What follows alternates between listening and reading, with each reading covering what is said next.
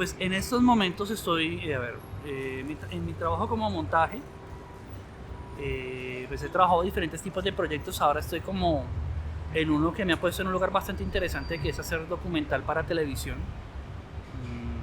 Es un documental netamente pensado para la televisión regional sobre un músico, Eddie Martínez, un músico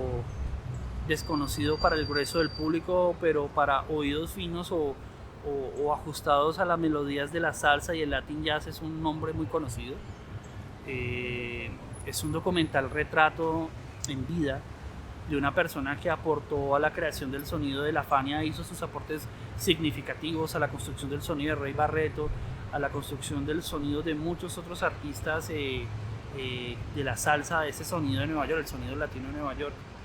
Es un documental que me ha traído retos en el sentido de las limitantes con las que se puede trabajar alrededor justamente del tema de los derechos. Cuando creo que una de las cuestiones que está pasando hoy en día, lo traigo a colación como montajista, es cada vez estamos más limitados en los procesos de creación artística por los derechos de autor. En el sentido no del derecho de autor como respetar a la persona, a la persona que hizo su trabajo de creación y reconocerle como tal su nombre asociado a la obra como tal, sino en el sentido del derecho de autor, en el sentido de la cantidad de dinero que puede generar el uso del recurso de un material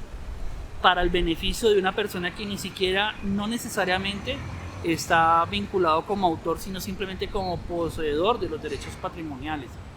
Es un documental, por ejemplo, donde podemos estar hablando de todo el sonido de la salsa de la Fania All Stars, pero no podemos poner nada de música de la salsa de la Fania All Star.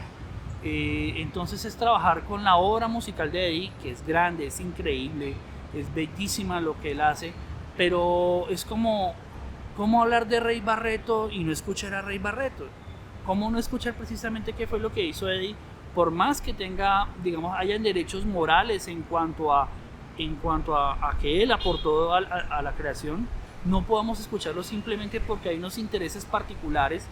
para que, si tú quieres ser escuchado o para ver el arte de otra persona, tienes que pagarle a otro para poder ser retransmitido. Hoy en día, para mí como montajistas, eso es una discusión bastante interesante. ¿Cómo nos vemos limitados? Y en este documental uno trabaja con esa limitación, con la limitación incluso de las fotografías. Y tienes que comenzar a crear y te das cuenta que los procesos de creación en el audiovisual cada vez más, creo que sobre todo en el documental, están limitados por la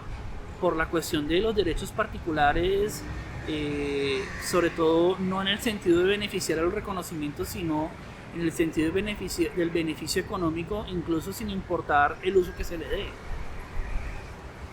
Creo que el documental de Eddie Martínez es un documental que va a ser muy interesante en ese sentido, en cómo vamos a tratar de trabajar en evocar lo que no se puede escuchar y lo que no se puede ver. Vamos a ver qué resulta.